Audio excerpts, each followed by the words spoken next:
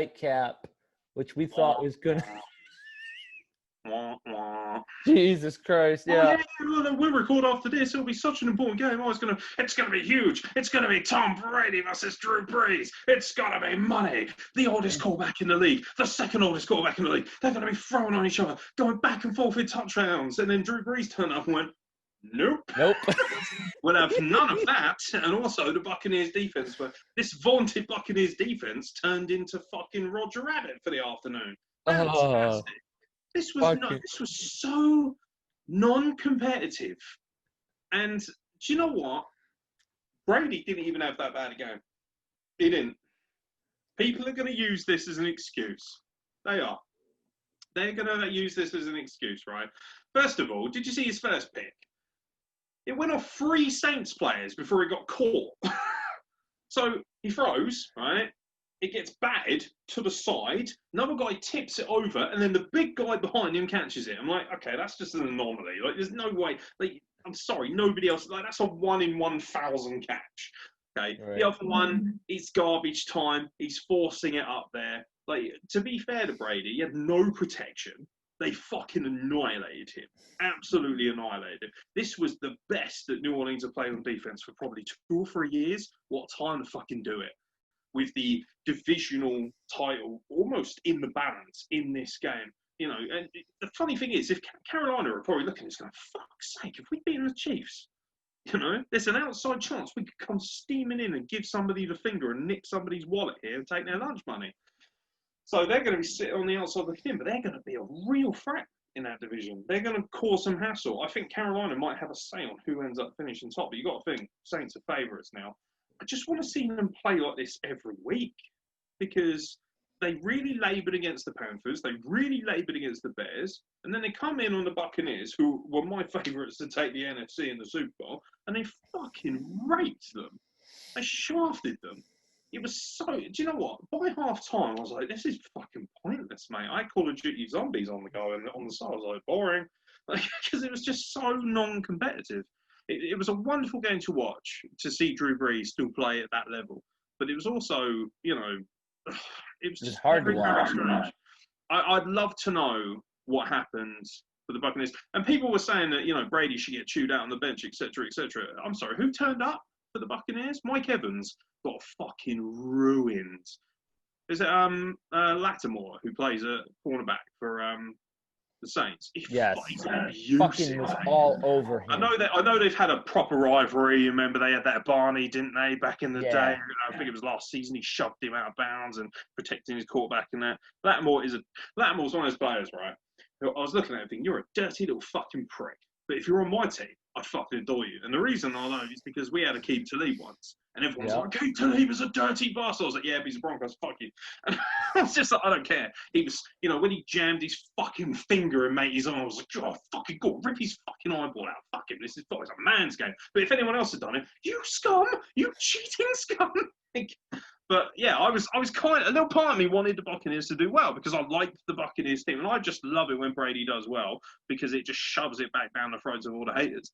And I'm not a huge Brady mark at all. I just like watching excellence, you know? I never supported the Chicago Bulls, but you can't not enjoy Jordan in his prime rinsing it. So, yeah, did Brady have a good game? No, but he didn't have a full front. The whole team collapsed. Yeah. So all these fucking pundits out here today saying, oh, this is it, Brady's done. It's one game. There were 6-2 coming into this. Brady's nowhere near done. Settle down. Right. If anything, whoever they play next is going to cop some abuse for what happened here. That's not going to happen again all season. I can guarantee that. Brady will be fine. He'll make the playoffs. Will he win the Super Bowl? Probably not. There's probably too many glaring issues there. But come on. Like, it's the only thing that was a shame was it just wasn't that competitive, and you wanted it to be competitive. You could see the love and the respect between both guys, how much it means to be so great. Because, you know, if you're Drew Brees, you're a certified legend, certified Hall of Famer, and yet you're not even on Brady's level, are you? It's ridiculous. How can you be that good and yet still?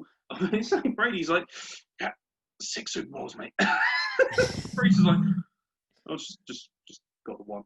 I just got the one. Tampa Bay next week plays Carolina. Yeah, huge for them. Huge. If they struggle there, they're in trouble. They might slide a little bit. That'll be interesting. That'll be a tough. I'll tell you what, that could end up being game of the week.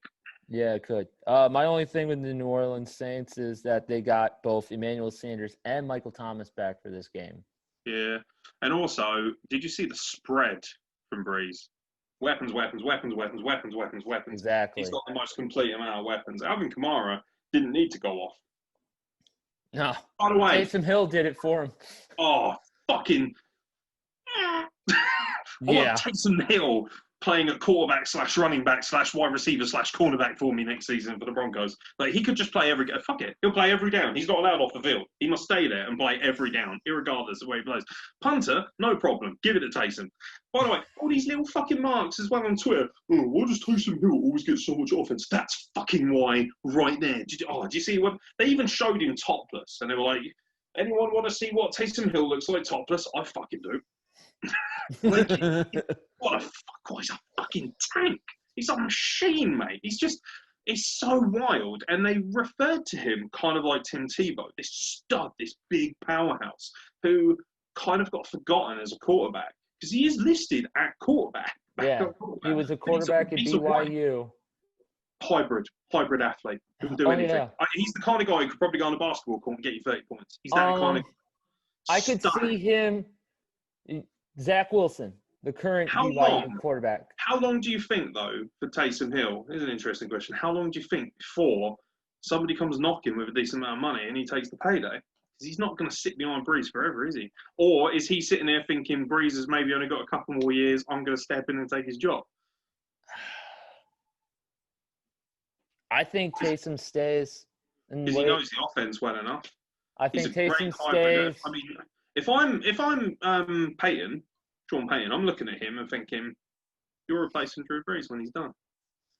Because you know all the playbook, you know the offense, you know the players, you're in the clubhouse, you know the culture here, you know everything about it, and you're a stud athlete yourself, and he's 30 years old. So he's theoretically still got a good 8 or 9 years, particularly if he can keep himself going. Because the only problem is when you do so much like that, you're much more open to a hit. But you see, like, you know, there was one where he got a first down and he just fucking literally launched himself head first into the first down and they couldn't stop him. And he's just like, he doesn't care. He absorbs abuse and it doesn't seem to faze him. He's a really special player. But by the way, shout out to my boy Emmanuel Sanders, who is my favourite wide receiver by some margin. Just money. Fucking money. Never fancy, always productive. Always. Man. He makes catches that other guys can't. He's such a dirty wide receiver, and I mean that in the nicest possible sense. He will catch the fucking dirt. You know, he's so good. Do you know what? I'd have Emmanuel Sanders over Odell Beckham Jr. any day of the fucking week. Any day of the week. I think he's elite.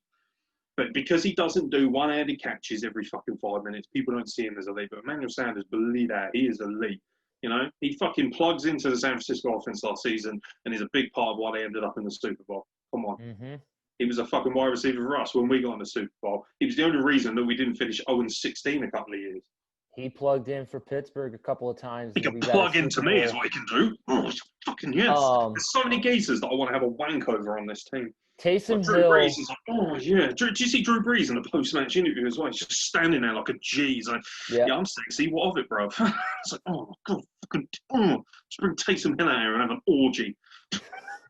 Taysom Hill I wish I was a Saints fan sometimes. I wish I was a Saints fan. I do. You know who Taysom Hill reminds me of? A new age version. Porn star.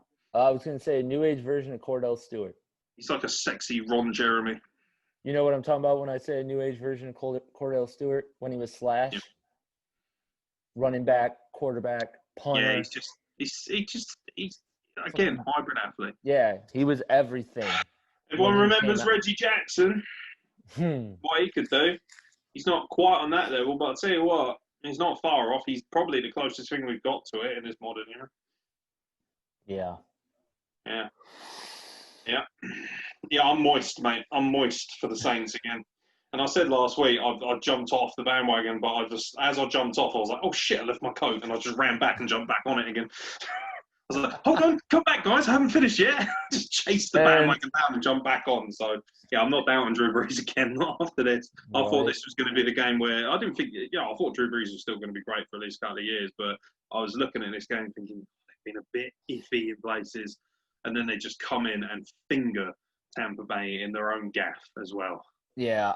Taking your lunch money, never mind that. They took their mortgage.